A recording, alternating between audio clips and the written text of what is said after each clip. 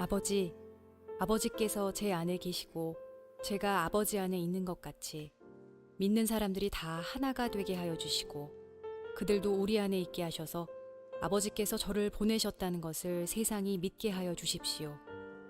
우리가 하나인 것 같이 그들도 하나가 되게 하기 위해 아버지께서 제게 주신 영광을 이 사람들에게 주었습니다. 제가 그들 안에 있고 아버지께서 제 안에 계십니다. 부디 그들로 온전히 하나가 되게 해 주십시오. 그리하여 세상이 아버지께서 저를 보내신 것과 아버지께서 저를 사랑하신 것처럼 그들도 사랑하셨다는 것을 알게 해 주십시오. 아버지, 제가 있는 곳에 아버지께서 제게 주신 이 사람들이 저와 함께 있게 하여 주시기를 원합니다. 아버지께서 세상이 창조되기 전에 저를 사랑하셔서 아버지께서 제게 주신 그 영광을 그들로 보게 해 주십시오. 의로우신 아버지, 세상은 아버지를 알지 못하지만 저는 아버지를 알며 이 사람들도 아버지께서 저를 보내신 것을 압니다. 아버지께서 제게 보이신 사랑이 그들에게 있고 저도 그들 안에 있게 하기 위해 그 사람들에게 아버지의 이름을 알게 하였고 앞으로도 계속 알게 할 것입니다. 다시 너희에게 진정으로 말한다. 너희 가운데 두 사람이 이 세상에서 마음을 같이하여 무엇을 구하면 하늘에 계신 내 아버지께서 이루어 주실 것이다. 두세 사람이 나의 이름으로 모인 곳에는 나도 그들 가운데 있을 것이다. 사도 야고보가 복음을 전하기 위해서 스페인으로 선교여행을 떠났던 길을 걷는 순례의 여정이 있죠. 산티아고 순례의 길이라고 하는 긴 여정입니다. 하루에 한 20km씩 40일을 걸어야 되는 여정이니까 만만치 않은 여정입니다. 여러 가지 이유로 그곳을 방문하는 분들의 간증을 들어보고 얘기를 들어보면 조금 반응이 다르다라고 하는 것을 볼 수 있는데, 어떤 분은 목사님 너무 힘들었습니다. 진짜 거기 갔더니 기도밖에 할 게 없더라고요. 이렇게 얘기하시는 분들이 있어요. 이게 뭐 편한 길이 아니라 척박한 길을 걷는 여정도 포함을 하고 있기 때문에 기도밖에 할 게 없다라고 하는 말 속에 그 기도도 버거웠다라는 얘기, 생각도 담겨져 있는 거죠. 또 근데 반대로 다른 반응을 보이는 분들이 있어요. 목사님 너무 은혜로웠어요. 뭐가 그렇게 은혜로웠습니까? 물어보면 그 800km 가까이 되는 길을 걷는 사람들이 좋은 사람들과 함께 동행했던 사람들은 어렵지 않고 쉬웠다라고 얘기를 하더라고요. 힘이 빠질만 하면 옆에서 두런두런 얘기를 하면서 그리고 신앙의 얘기, 여러 가지 인생의 이야기들을 하면서 위로를 받고 힘을 얻고 잘 마칠 수 있었다. 또 혼자 갔던 사람들도 이 전 세계에서 순례객들이 모여드는 곳이니까 언어가 통하고 발짓 손짓 해가면서 함께 했던 대화의 시간들을 통해서 무료하고 힘들고 지루한 시간들을 잘 버틸 수 있었다, 이런 얘기를 들어보게 됩니다. 여러분도 여행은 좋은 사람하고 해야 된다라는 얘기 많이 들어보셨죠? 어디를 가느냐보다 누구와 함께 가느냐가 사실은 그 여행의 퀄리티, 질을 결정해 주기도 하는 것 같습니다. 제가 등산을 잘 못합니다. 저질 체력이라 산을 잘 못 올라가는데, 그래서 오르다가 그냥 뭐 끝까지 올라가서 내려다 보는 것보다 여기서 올려다 보는 게 더 은혜스럽다 하고 내려오는 편인데, 저희가 목회사관학교를 가서 제주도에 처음 갔을 때 사전 답사를 갔던 목사님께서 한라산 등반을 꼭 해야 된다고 저희들에게 얘기를 하는 거예요. 그럼 어떻게 등반을 하면 되냐 그러니까 그냥 가면 된대요. 그냥 가면 되니까 너무 좋으니까 뭐 다 이렇게 잘 만들어져 있으니까 그냥 가면 된다고 그래서 그 얘기를 듣고 그냥 편하게 청바지 입고 운동화 신고 플리스 자켓 하나 입고 겨울에 한라산을 올라갔습니다.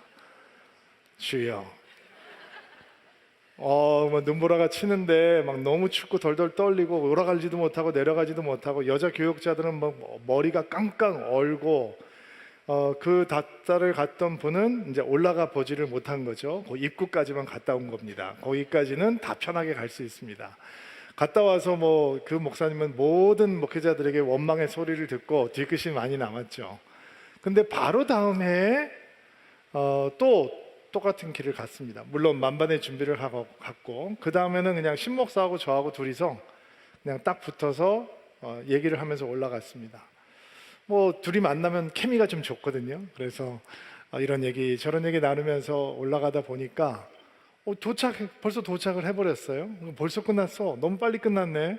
좀 더 올라가면 좋겠는데 라면 한 그릇 먹고 내려오면서 어떻게 똑같은 일정인데 이렇게 느낌이 다를 수 있을까라는 생각이 들어요. 신앙은 예수님과 동행하는 여정입니다. 이게 평생 가는 여정입니다. 잠시 예수님과 동행하다가 나중에 천국에서 봅시다 헤어질 수 있는 것이 아니고 그냥 예수님을 믿고 따르고 제자가 되고 동행을 하면 우리 천국 갈 때까지 끝까지 함께 가야 하는 것입니다.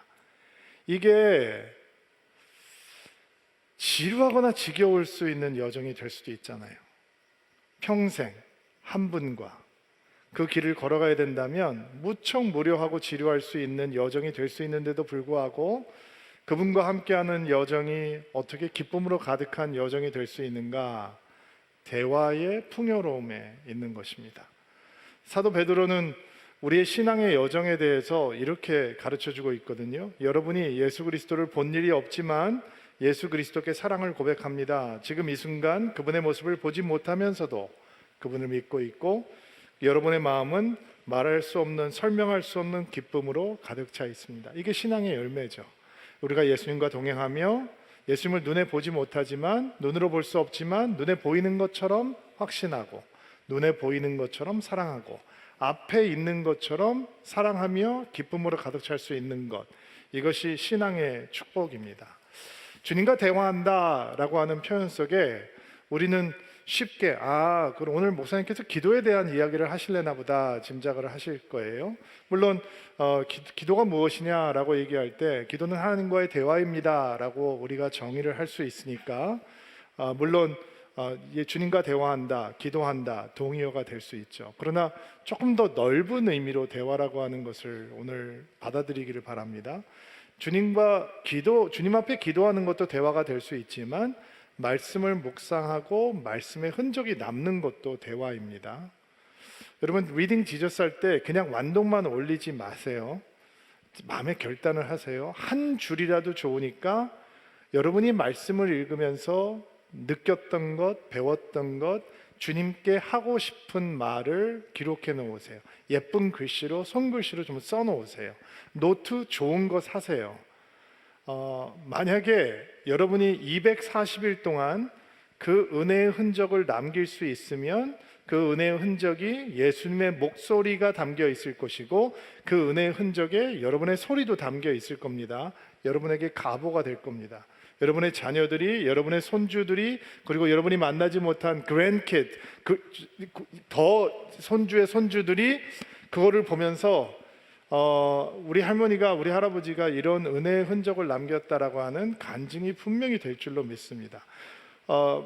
성도들을 섬기는 것도 하나님을 향한 대화의 자리가 될 수 있고요. 우리가 지금 찬양했던 것처럼 예배하고 찬양하는 것도 하나님과 소통하는 장이 되고 우리의 삶의 자리 전부가, 우리의 삶의 모든 부분이 하나님을 향해 말하고 하나님의 이야기를 듣고 하나님을 향해 소리치고 하나님의 소리를 우리 안에 담는 소통의 장, 대화의 장이 될 수 있다라고 하는 조금 넓은 의미로 오늘 대화라고 하는 단어를 여러분께서 이해하시면 좋을 것 같아요. 동행의 여정에서 예수의 기쁨으로 충만하려면 바로 그 대화가 풍성해져야 한다라는 것입니다. 오늘 우리가 보게 될 요한복음 17장 말씀은 예수님의 기도거든요. 예수님께서 기도를 하시는데 기도가 세 가지 부분으로 나누어졌어요. 먼저 처음은 예수님께서 자기 자신을 위해서 기도하시고 그 다음에 11 제자들을 위해서 중보하시고 그 제자들의 복음을 듣고 앞으로 예수님을 믿게 될 미래의 제자들을 위해서 기도하시는 부분이 세 번째 부분이에요. 오늘 우리가 묵상하게 될 부분은 바로 세 번째 부분에 대한 말씀인데 그 예수님의 기도 속에서 예수님과 동행하는 가운데 기도가 깊어지고 대화가 깊어지고 대화가 풍요로워지면 어떤 기쁨을 만나게 되는지 배울 수 있습니다. 한번 배워볼게요. 21절, 22절 말씀 한 목소리를 한번 읽어볼까요? 시작. 아버지께서 제 안에 계시고 제가 아버지 안에 있는 것 같이 믿는 사람들이 다 하나가 되게 하여 주시고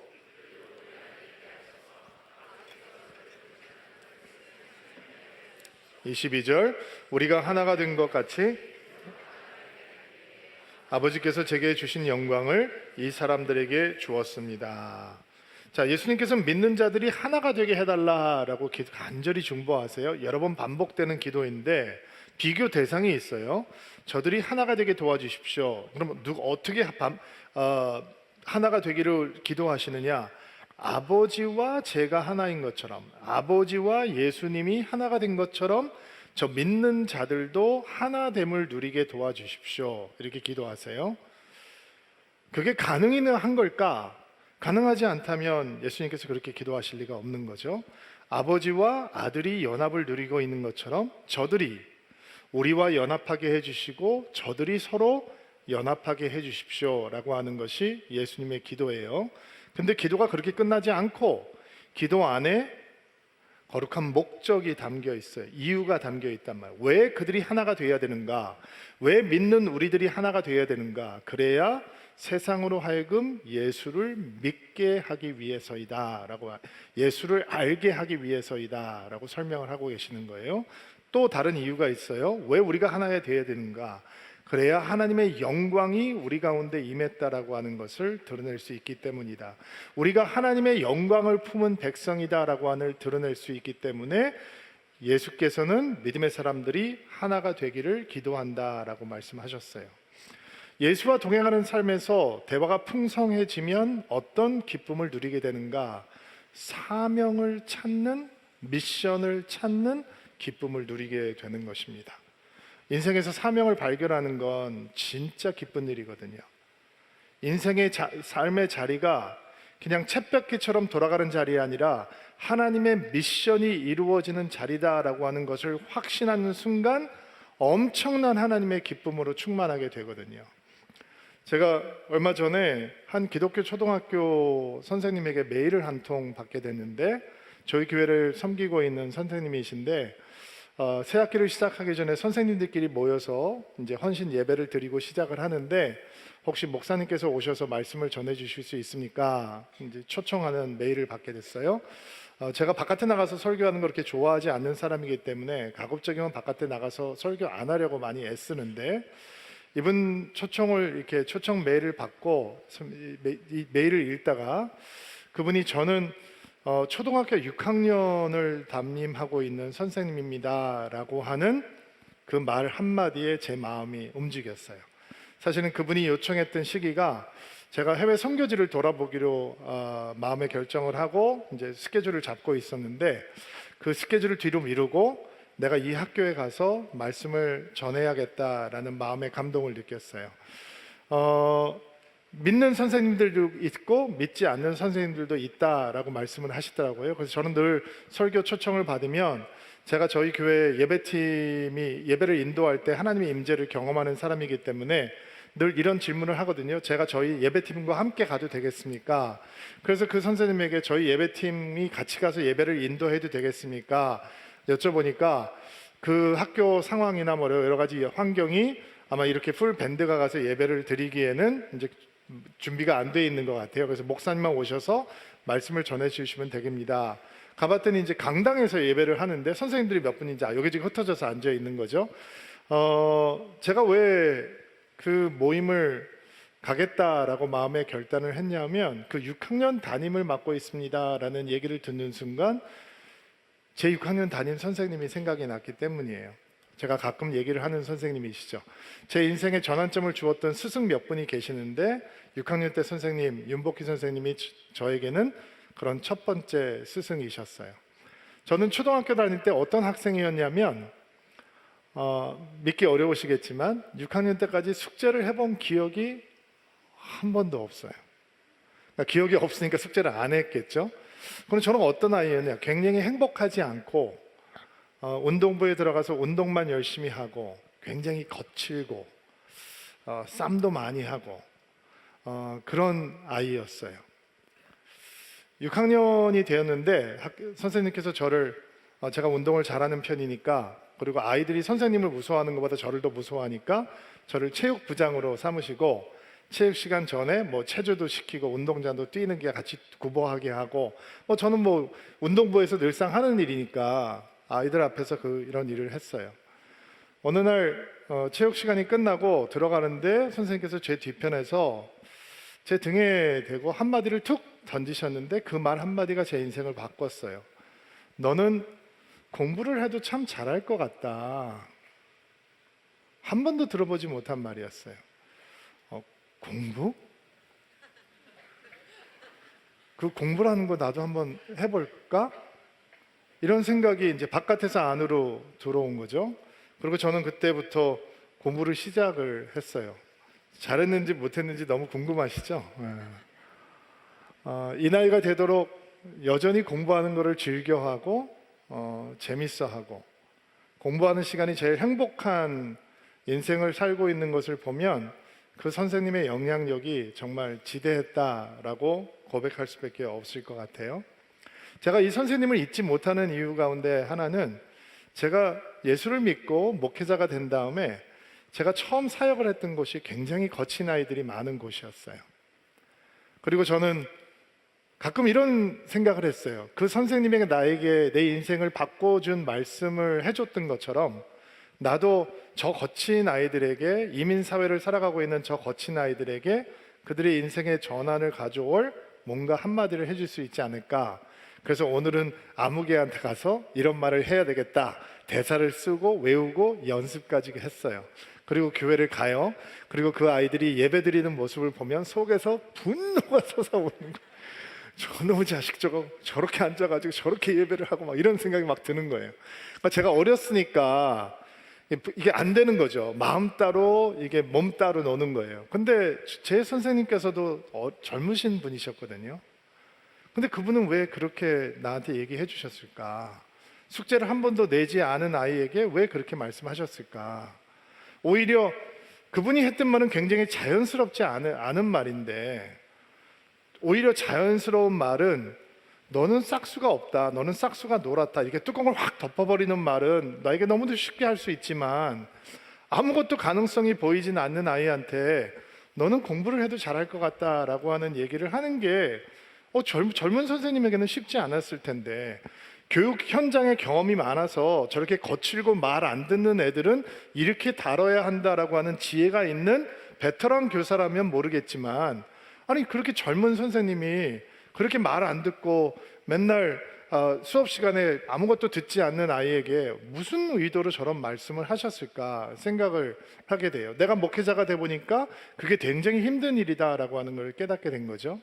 그래서 저는 혼자 이런 생각을 했어요. 혹시 그분이 예수를 믿는 분이었나? 그 당시 한국 교회가 막 엄청나게 부흥하는 시대였고, 캠퍼스에는 막 젊은이들이 복음으로 막 충만해지던 때였고, 곳곳에서 대학생 선교 단체들이 대학생들을 예수의 제자로 훈련하고 있는 때였으니까, 혹시 그분이 예수를 믿는 크리스찬이어서 그분이 이 거친 아이를 불쌍하게 보셨나? 6학년 담임이 된 다음에 보니까 사고뭉치 떡이가 하나 있는데 저 아이를 어떻게 하면 내가 잘 인도할 수 있을까? 애쓰고 고민하다가 준비된 멘트가 바로 그 말이었나? 저는 굉장히 많이 생각을 하게 됐어요. 제가 어렸을 때는 학교에서 촌지 문화가 굉장히 많았거든요. 그래서 부모님들이 자주 찾아오는 그런 아이들은 선생님들이 예뻐해 주시고, 부모님들이 한 번도 찾아오지 않는 저 같은 아이들은 선생님에게 좀 이렇게 왕따를 당하는 그런 분위기가 제가 어렸을 때는 있었어요. 우리 부모님은 한 번도 이렇게 학교를 안 찾아오시는 분들이니까 왜 나한테 그랬을까? 지금도 저는 답을 알 수가 없어요. 그분이 예수님을 믿는 예수님의 제자였는지 아는지도 저는 알지 못해요. 그러나 그분은 하나님께서 제 인생에 보내주신 첫 번째 선물이었다라는 생각을 지워버릴 수가 없어요. 자, 그 선생님의 생각이 나서 제가 이 학교에 가서 설교를 하고 예배를 인도하게 됐어요. 설교를 하는데 뭐 누가 크리스찬인지 누가 크리스찬 아닌지 내가 알 수가 없으니까, 그리고 넓은 강당에 여기저기 선생님들이 흩어져 계시니까 뭐 여기 봤다 저기 봤다 하면서 설교를 그래도 잘 마무리했어요. 근데 설교를 이게 전해지고 있나? 이런 마음이 드는 거예요. 지금 내가 설교를 잘 하고 있는 건가? 뭐 확신 반 의심 반 마무리를 하고, 제가 우리 이 예배를 마무리할 때 가슴에 손을 얹고 안수하세요 기도하잖아요. 저는 성도들 안수하면서 기도하는 걸 너무 좋아하거든요. 그런데 제가 직접 안수하면 좋은데 모든 사람은 할 수 없으니까 여러분이 안수하시고 제가 축복 기도를 하는 거잖아요.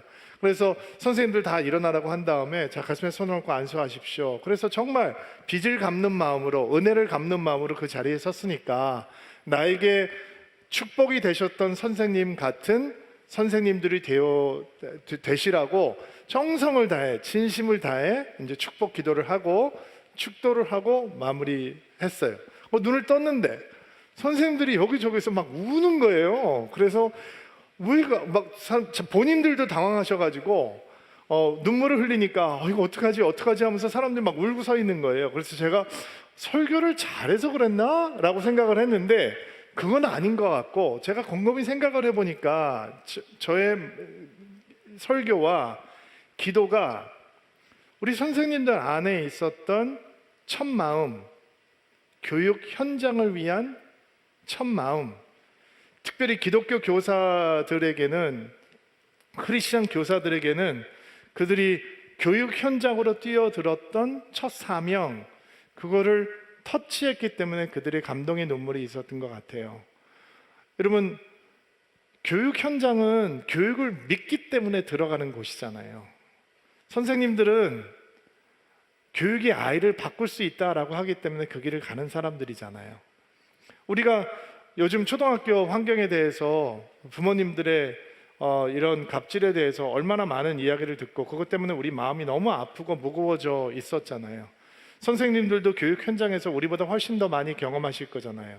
그런데 당신의 그 사명의 자리에서 당신이 부르신 하나님 앞에 당신의 마음을 드리고 당신에게 보내주신 하나님의 아이들을 하나님의 사랑으로 사랑하십시오라고 하는 축복의 기도 가운데서 본인들의 사명이 느껴지니까 그들이 눈물로 하나님 앞에 감동을 할 수밖에 없는 것이 아니었나 생각을 해봐요. 사명이 보이면 사람들은 기쁨으로 가득하게 되어 있어요. 동행을 하면서 예수님과 대화가 깊어지죠. 예수님의 흔적이 우리 안에 남아요. 목적이 있는 거예요. 그 목적은 하나님의 사명이 우리를 통해서 이루어지는 거예요. 세상이 예수를 알게 되는 것, 불신의 세상에서 믿음을 낳는 사람이 되는 것, 타락의 세상에서 영광의 하나님의 백성이 되는 것, 영광의 백성이 되어서 또 다른 하나님의 믿음의 사람을 낳는 통로가 되는 것, 이게 우리에게 주어진 사명이라는 거예요. 은혜는 언제나 사명과 함께 임하는 것입니다.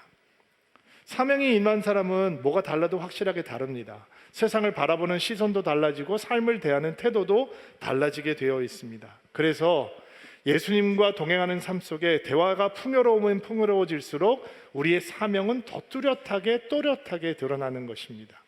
마가복음 5장에 보면 우리가 알고 있는 군대 귀시 들렸던 사람의 이야기가 나와요. 이 사람이 얼마나 비참한 환경에 속해 있는 사람이었냐면, 귀신이 들려서 가족들이 쇠고랑으로 묶어놓고 쇠사슬로 묶어놨는데 그걸 끊어버리고 무덤과 무덤 사이를 다니면서 미친 사람처럼 소리를 지르고 돌로 자기 몸을 자해하면서 살고 짐승처럼 살아가고 있던 사람이었어요. 아무도 그를 돌아보지 않습니다. 아무도 관심을 갖지 않습니다. 가족들도 친구들도 다 그를 버려두고 있었습니다. 근데 예수님께서 오셔서 그 안에 있는 군대 귀신을 쫓아내시죠. 돼지 2,000마리에게 들어가라라고 하셔서 돼지떼가 물속으로 뛰어들어서 몰사해버리잖아요. 돼지 2,000마리가 죽으니까 그 마을 사람들이 예수님 보러 나가라고 예수님을 내쫓죠. 그때 자유함을 얻게 된 이 거라사 지방에서 귀신 들렸던 사람이 예수님에게 내가 주님을 따라가게 해주십시오, 제자 삼아 주십시오 라고 요청을 합니다. 멋지죠? 귀신 들렸던 자가 예수님의 제자가 된다. 이 일곱 굴린 귀신 들렸던 막달라 마리아가 예수님의 제자가 될 수 있으니 이 사람도 당연히 군대 귀신 들렸다가 자유함을 얻었으니 예수님의 제자가 되면 얼마나 많은 간증을 할 수 있겠습니까? 그런데 예수님께서는 허락지 않으셨다라고 성경은 이야기합니다. 이 시험거리죠. 누구는 받아주고 누구는 안 받고, 이거 시험거리잖아요. 근데 그에게 뭐라고 말씀하시냐면, 너는 내 가족과 식구들과 친구들에게 돌아가서 주님께서 내게 얼마나 큰 일을 해주셨으며 얼마나 큰 자비를 베풀어 주셨는지 말하라 라고 이야기를 합니다. 사명이 달랐던 겁니다. 그는 귀신으로 붙잡혀 있다가 자유함을 얻은 다음에 가족에게 돌아가야 됩니다. 식구에게 돌아가야 됩니다. 친구에게 돌아가야 됩니다. 근데 감정이 생각해 보면 식구가 누구냐? 그 무덤에서 살도록 그냥 내버려 뒀던 사람들이거든요. 쇠사슬로 묶어놨던 사람이거든요. 친구들이 누구냐? 그렇게 짐승처럼 살고 있는데, 온몸을 찢으면서 살고 있는데도 관심을 갖지 않았던 사람들이 친구거든요. 그들에게 돌아가라라는 것입니다. 여러분, 은혜는 언제나 사명을 동반하는 것입니다. 예수님과의 대화가 깊어지면 깊어질수록, 우리 안에 예수님의 은혜의 흔적이 많이 남으면 남을수록, 우리가 주님 앞에 올려드리는 기도와 주님께서 데려오는 하나님의 은총이 뜨겁게 만나면 만날수록 우리에게 사명은 더 뚜렷하게 보이는 것입니다. 사명이 보이면 기쁨으로 가득해지는 것이죠. 여러분, 가정을 바라보세요. 하나님께서 하나님의 아들과 하나님의 딸을 지으신 다음 어떤 아빠를 만나면 이 아이가 가장 나를 사랑하는 아이로 커질까 고민을 하다가 여러분의 집에 보내주시는 거예요. 그거를 사명으로 받으면 두렵고 떨리는 마음으로 기도하며 그 아이들을 양육하겠죠. 사명이 아니면 내 마음대로 키우려고 할 거예요. 내 마음대로 조정하려고 할 거예요. 집착하려고 할 거예요. 여러분, 여러분의 직장을 바라보십시오. 여러분의 직장이 사명이 되는 순간, 여러분은 적게 일하고 돈 많이 버는 게 신의 직장이다라고 하는 거짓말 믿지 않을 겁니다. 여러분의 직장을 사명으로 받아들이는 순간, 나는 누구보다 열심히 일하고 누구보다 열정적으로 일하며 누구보다 헌신하고 누구보다 희생하는 것은 당연하다라고 받아들이게 될 것입니다. 내 직장이 나의 사명이 되는 순간, 그 자리는 내가 하나님을 영화롭게 하는 자리가 되고, 하나님을 예배하는 자리가 되고, 예수 그리스도의 제자로 그리스도와 동행하는 자리가 될 것입니다. 제가 목회를 바라보면서 이것이 나를 부르신 하나님의 나에게 주신 사명이다라고 생각하는 것처럼, 여러분은 내일 출근해야 하는 자리, 여러분이 서 있어야 되는 자리를 하나님께서 나를 부르신 자리요, 하나님께서 나를 보내시는 자리요, 하나님께서 나를 기름 부으신 자리다라고 생각하게 되는 순간, 여러분은 여러분의 직장과 여러분의 학교와 여러분의 삶의 터전을 바라보는 시선은 완전히 바뀌게 되어 있는 것입니다. 사명을 만난 사람은 기쁩니다. 돈이 우리를 기쁘게 하는 것이 아닙니다. 있으면 기분은 잠깐 좋아지겠죠. 감각적인 기쁨. 이 감각적인 기쁨이 뭔지 아세요? 밥 많이 먹으면 조금 행복합니다.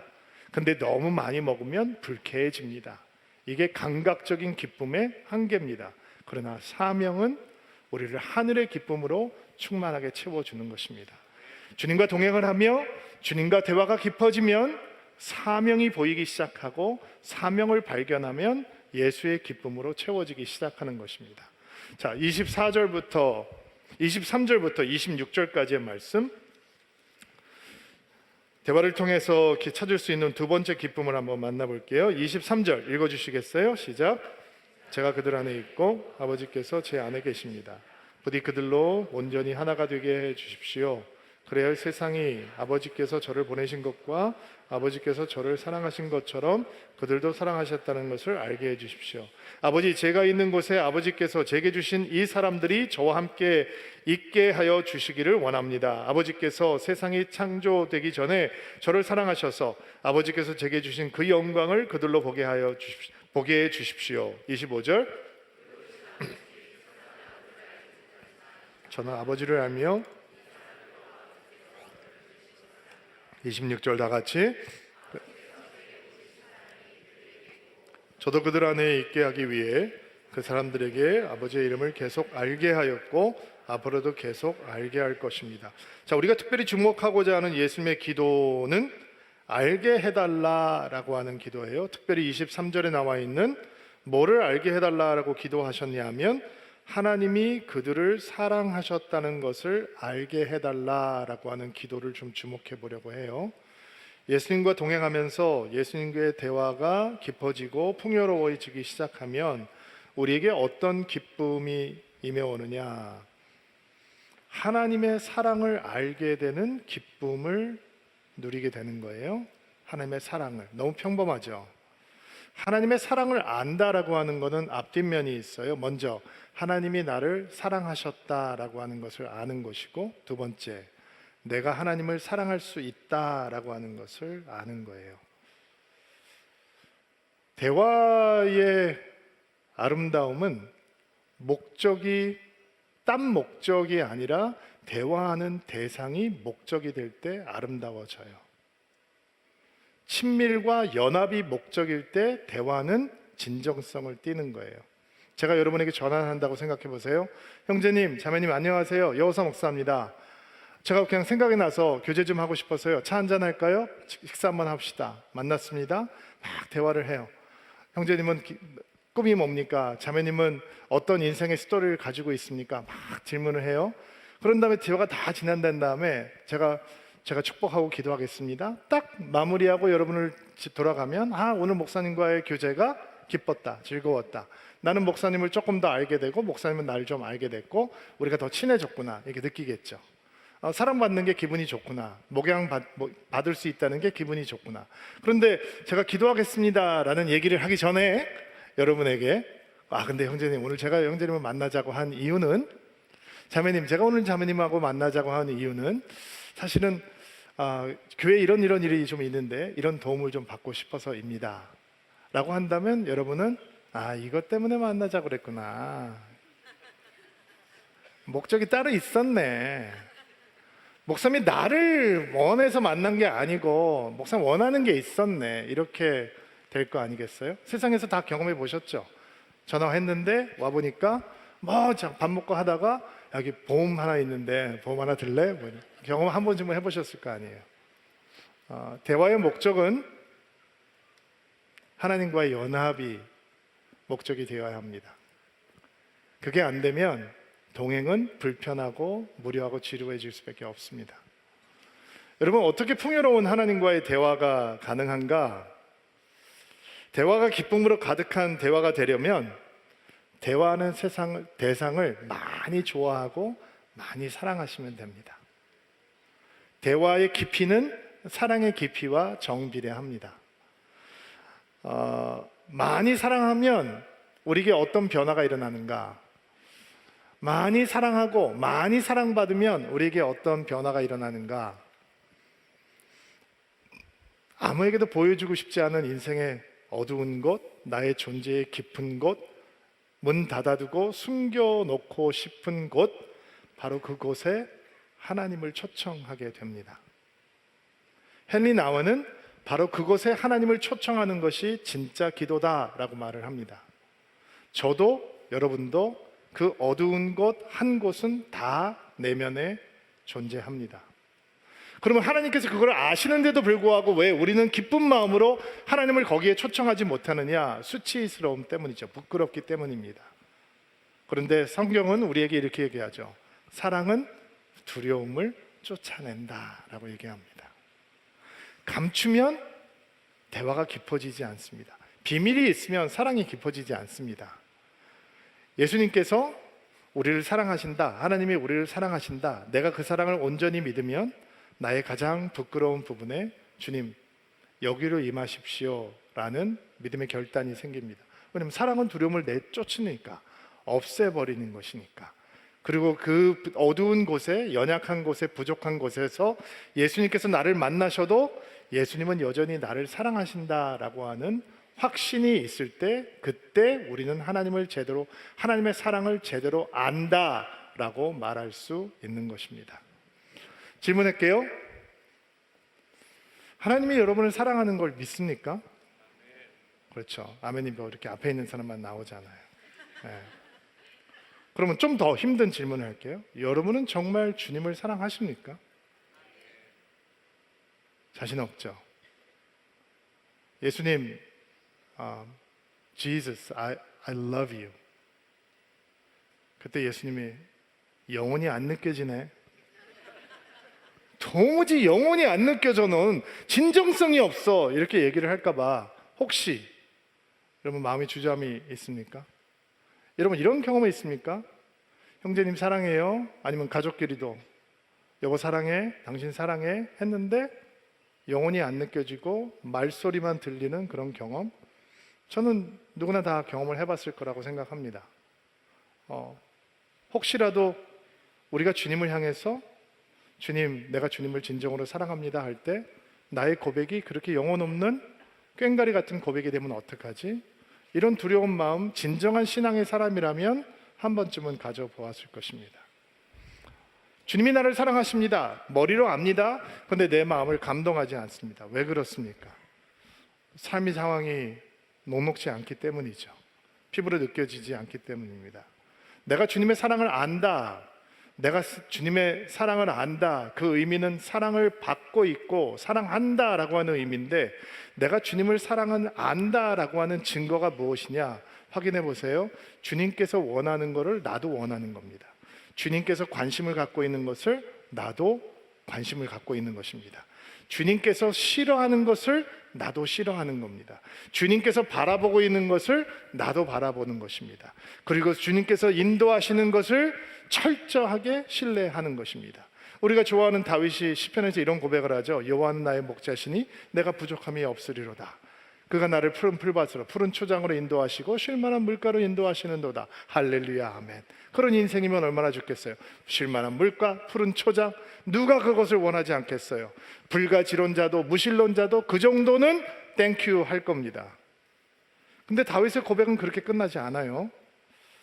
푸른 초장 쉴만한 물가로 끝나지 않고, 내가 사막의 음침한 골짜기를 헤맬지라도, 이건 뭐예요? 아니, 하나님이 나의 목자신데 내가 왜 사망의 음침한 골짜기로 가야 돼요? 하나님의 내비가 잘못된 거 아니에요? 아니, 늘 푸른 초장으로 쉴만한 물가로 나를 인도해 주셔야지 왜 갑자기 나를 사망의 음침한 골짜기를 끌고 가서 숨막히게 하시는 거예요? 하나님을 사랑을 안다. 내가 그분에게 사랑을 받고 있고 내가 그분을 사랑하는 증거는 무엇이냐? 사망의 음침한 골짜기에서도 하나님은 나를 사랑하고 있다라고 하는 것을 신뢰할 수 있는 거죠. 다윗은 푸른 초장과 쉴만한 물가를 사랑하는 게 아니라 목자 대신 여호와를 사랑해요. 그래서 사망의 음침한 골짜기에서 이런 고백을 하는 거예요. 내가 해를 두려워하지 않을 것은 주와 막대기와 지팡이가 나를 안위하시나이다. 은혜를 경험한 많은 사람들의 고백이죠. 주님의 사랑을 알면, 내가 사랑을 받고 있고 내가 주님을 사랑하는 존재라고 하는 것을 알면 주의 인도하심을 이렇게 끝까지 신뢰할 수 있는 것입니다. 여러분, 사랑을 온전히 아는 사람과 그렇지 못한 사람은 인생의 출발이 달라집니다. 시편 1편 말씀에 복 있는 사람은 악인들의 꾀를 따르지 아니하고 죄인들의 길에 서지 아니하고 오만한 자리에 앉지 아니하고 오직 여호와의 율법을 즐거워하여 그의 율법을 주야로 묵상하는 자로다. 너무 잘 알고 있는 말씀이죠. 그 여기에 여호와의 율법을 주야로 묵상하는 자로다. 먹고 간직하고 붙들고 있는 자다라고 하는 바로 그 단어와 시편 2편에 나오는 이 단어가 같은 단어입니다. 어찌하여 이방 나라들이 분노하며 민족들이 헛된 일을 꾸미는가? 헛된 일을 꾸민다라고 했을 때 그 꾸민다라고 하는 단어와 주야로 율법을 묵상한다라고 하는 단어가 같은 단어입니다. 이게 무슨 얘기냐면, 하나님의 사랑을 제대로 알면 인생은 은혜를 묵상하는 기쁨 속으로 들어가게 되는 것이고, 하나님의 사랑을 제대로 알지 못하면 인생은 분노하고 헛되고 허망한 일을 꾸미는 인생으로 전락해버리게 되는 것입니다. 많이 사랑받으면 많이 사랑하는 것을 배우게 됩니다. 많이 사랑하면 깊게 대화하는 것이 열리게 됩니다. 거기서 하나님의 사랑을 아는 진짜 기쁨을 만나게 되는 것입니다. 말씀 한 곳만 더 묵상할게요. 오늘 마태복음 18장 말씀도 읽었는데 19절 20절 말씀 한 목소리로 한번 읽어주시겠어요? 시작. 다시. 너희 가운데 두 사람이 이 세상에서 마음을 같이하여 무엇을 구하면 하늘에 계신 내 아버지께서 이루어 주실 것이다. 두세 사람이 나의 이름으로 모인 곳에는 나도 그들 가운데 있을 것이다. 우리 잘 알고 있는 말씀이죠. 이 말씀을 왜 요한복음에 있는 예수님의 제자들을 향한, 미래의 제자들을 향한 기도와 연관을 시키려고 하냐면, 예수의 동행하는 기쁨을 배우는 그 깊은 풍요로운 대화 속에는 믿음의 사람들과 함께 기도하는 기쁨이 포함되어 있기 때문이에요. 우리가 지금 읽었던 마태복음 말씀은 혼자 기도하지 말고 함께 기도해라, 이런 뜻이에요. 혼자 기도하면 안 듣겠다, 이런 뜻이 아니고 혼자 기도하는 것은 아름다운 것이 아니다, 이런 의미가 아니라 함께 기도하는 것에 특별한 능력이 있다, 이런 말씀을 예수님께서 가르쳐주고 있는 것이죠. 왜 그럴까요? 혼자 기도하면 지치니까, 혼자 기도하면 쉽게 포기하니까, 혼자 기도하면 쉽게 산만해지고 쉽게 유혹에 넘어가고 쉽게 길을 잃기 때문에 우리는 함께 기도할 수 있는 믿음의 동행자들이 필요하다라는 것입니다. 두세 사람이 함께 있는 곳에, 혼자나 두세 사람이나 뭐가 그렇게 차이가 있어요. 그럼에도 불구하고 예수님께서는 두세 사람이 내 힘으로 함께하는 곳에 나도 거기에 있겠다라고 하는 약속을 걸어주시는 거잖아요. 함께 기도하는 것이 특별한 은혜이고 특별한 기쁨이다라고 하는 것을 알려주시는 것이죠. 어떤 유명한 방송인 한 분이 자신이 졸업한 대학에서 한 연설, 졸업식 연설의 영상이 많이 돌아다니고 있어요. 아마 여러분도 보셨을 것 같은데, 그 졸업생 연설에서 그분이 이런 이야기를 했어요. 아무도 믿지 마라. 우리는 가족이다 라고 다가오는 사람은 특별히 더 믿으면 안 된다. 인생은 어차피 독고다이다. 혼자 그렇게 쭉 가라. 이런 말씀을 하더라고요. 인생을 이미 살아봤던, 그것도 험한 방송계에서 스타로 자리매김하면서 얼마나 힘든 여정이었겠어요. 그 여정을 살았던 스타가 인생을 막 시작하는 후배들에게 아무도 믿지 마라. 특히 가족이라고 살갑게 다가오는 것들은 더 믿으면 안 된다. 인생은 독고다이다. 혼자 쭉 가라 라고 얘기를 하는 이유, 여러분 세상에서 사시니까 아시죠? 제가 구태여 설명을 하지 않아도 그래서 이런 얘기를 했겠지, 어느 정도 동의 공감을 하는 분들도 있을지도 모르겠어요.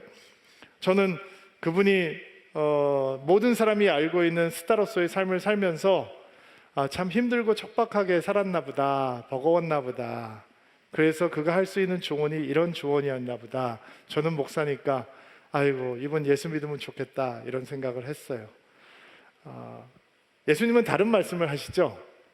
인생은 독고다이면 안 된다, 이렇게 말씀을 하세요. 어떻게 힘든 거를 혼자 하시려고 해요? 여러분은 영성, 기도, 예수님과의 대화, 예수님과의 풍요로운 관계, 이러면 수도원에서 은은한 무슨 그레고리안 찬트가 울려 나오는 이런 분위기로 생각을 하시나요? 여러분 그렇지 않아요. 예수님과의 대화, 피 터지는 싸움터예요. 예수님과의 동행은 치열한 영적인 전쟁이 일어나는 곳이에요. 나는 원하지 않지만 때론 치명적인 한 방을 얻어맞고 숨이 막혀서 넘어져서 쓰러질 때도 많이 있는 곳이고, 나는 승리하려고 하지만 등 뒤에서 내리치는 누군가의 펀치가 나를 숨막히게 찍어 누르는 곳이 삶의 터전이잖아요. 어떻게 혼자 기도하면서 그 길을 걸어가려고 하세요? 인생은 독고다이면 절대로 안 된다, 예수님께서 말씀하시는 거예요. 두세 사람이 함께 있는 곳에 내가 함께 할 것이다. 우리가 너무 잘 알죠. 혼자 사는 것은 편한데 더불어 사는 것이 유익해요. 함께 가는 것이 더 유익하다고요. 그런데 우리가 혼자서는 잘하는데 더불어 살아가는 것에 너무 부족한 사람들이에요. 요즘 대한민국 축구 대표팀 때문에 뉴스가 참 많아요. 너무 안타까워요. 저는 운동선수들 이렇게 교제하는 분들이 좀 있었어서 태극마크를 달고 있었던 여러 가지 운동을 하는 분들의 간증을 들을 기회가 있었거든요. 그분들은 이렇게 간증을 하더군요.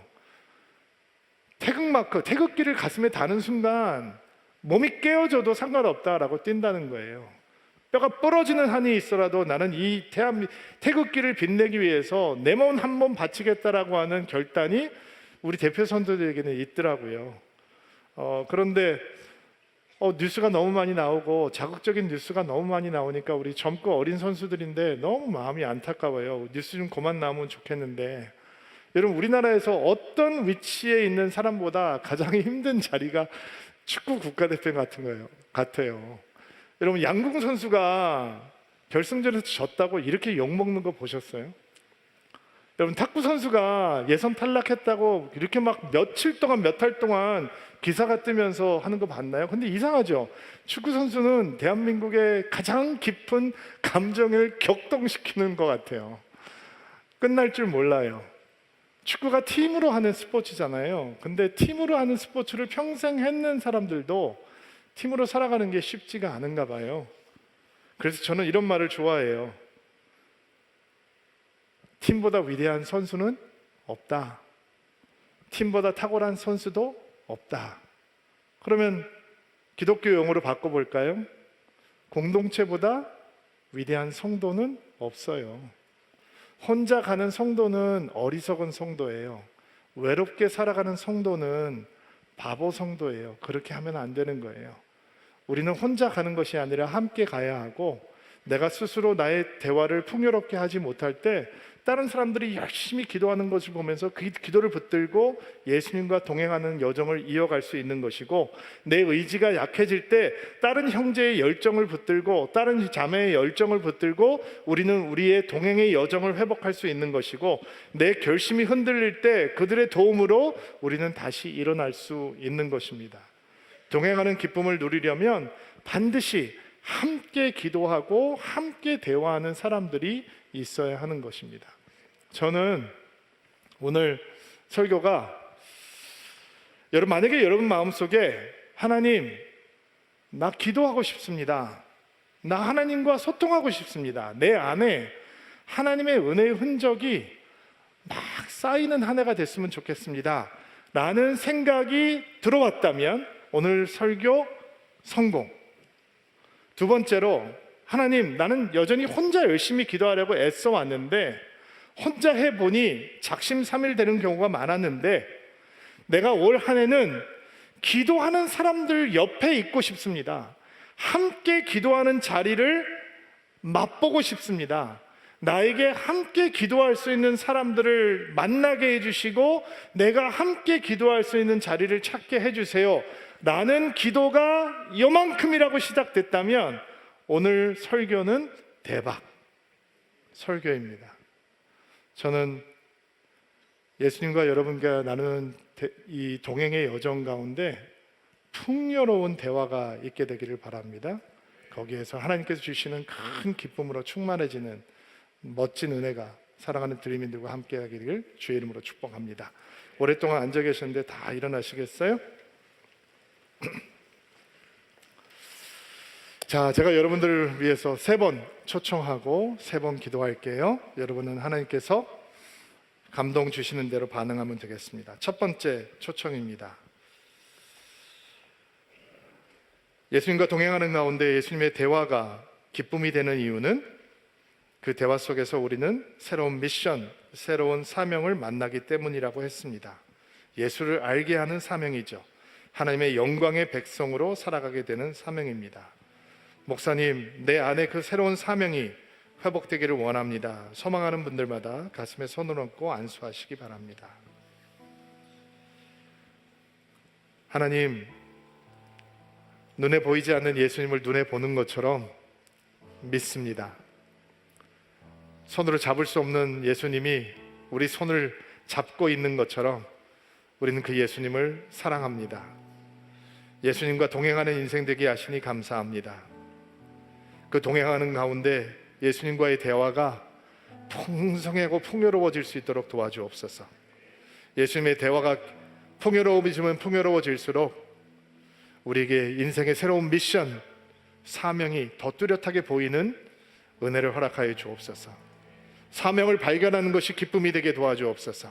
삶의 자리가 사명을 완수하는 자리가 될 수 있도록 도와주옵소서. 우리의 가정이, 우리의 일터가, 우리의 교회 생활이, 우리가 서 있는 모든 삶의 자리가 주의 미션이 이루어지는 거룩한 기쁨을 누리는 자리가 되게 하옵소서. 손 내리시고요. 두 번째 초청입니다. 예수님과 동행하는 삶 속에서 주님과 대화가 풍성해지면 풍성해질수록 우리는 하나님의 사랑을 알게 되는 기쁨을 누립니다. 사랑을 안다라고 하는 건 하나님의 사랑을 온전히 받고 있다라고 하는 것을 확신하는 것이고 하나님을 진솔하게 온전하게 사랑하는 것을 아는 것입니다. 목사님, 저는 그 기쁨을 갖기 원합니다. 사랑은 아는 기쁨을 온전히 누리기를 원합니다. 소망하는 분들마다 가슴에 손을 얹고 안수하시기 바랍니다. 하나님, 삶의 구비구비에서 하나님은 나를 정말로 사랑하신다, 흔들리지 않는 고백 우리 영혼 가운데 가득할 수 있도록 도와주십시오. 사랑받았으니 사랑하는 것은 당연합니다. 주님을 사랑한다고 고백할 때 우리의 마음이 날마다 더 뜨거워질 수 있는 은총을 허락하여 주옵소서. 하나님 앞에서 절대로 무덤덤해지지 않도록 도와주옵소서. 예수 앞에 무덤덤해지지 않을 수 있도록 주님 은총을 베풀어 주셔서 하나님의 사랑을 알게 되는 기쁨, 하나님의 사랑을 받는 기쁨, 하나님 앞에 사랑을 고백하는 기쁨으로 충만한 믿음의 인생 될 수 있도록 은총 베풀어 주시옵소서. 손 내리시고요. 세 번째 초청입니다. 예수님과 동행하는 기쁨, 그 기쁨을 배우는 대화는 믿음의 사람들과 함께 기도하는 속에 있습니다. 공동체보다 위대한 성도는 없습니다. 외로운 성도는 어리석은 성도입니다. 하나님, 올 한 해 함께 기도하는 기쁨을 누리게 하옵소서. 함께 기도하는 공동체를 경험할 수 있도록 도와주옵소서. 소망하는 분들마다 가슴에 손을 얹고 안수하시기 바랍니다. 하나님, 연약하고 부족한 사람들이기에 공동체는 언제나 우리에게 숙제입니다. 마음으로 원하지만 공동체를 만나면 늘 불편한 마음이 생기기도 하고 상처를 받기도 합니다. 그럼에도 불구하고 주님과 동행하는 기쁨, 풍요로운 대화를 원하기에 믿음의 사람들과 함께 기도하는 자리, 함께 기도하겠다는 결단, 우리 가운데 강하게 자리할 수 있도록 성령께서 임재하여 주시옵소서. 기도하는 사람들과 함께 기도하는 기쁨을 배우게 하시고, 기도하는 사람들과 함께 머물러 있는 믿음의 공동체를 경험하는 한 해가 될 수 있도록 도와주옵소서. 손 내리시고요. 예수 그리스도의 말씀을 아멘으로 받고 삶으로 돌아가는 귀한 성도들입니다. 믿음으로 승리하고 예수와 동행하는 인생 되게 하옵소서. 예수님의 이름으로 기도하옵나이다. 아멘.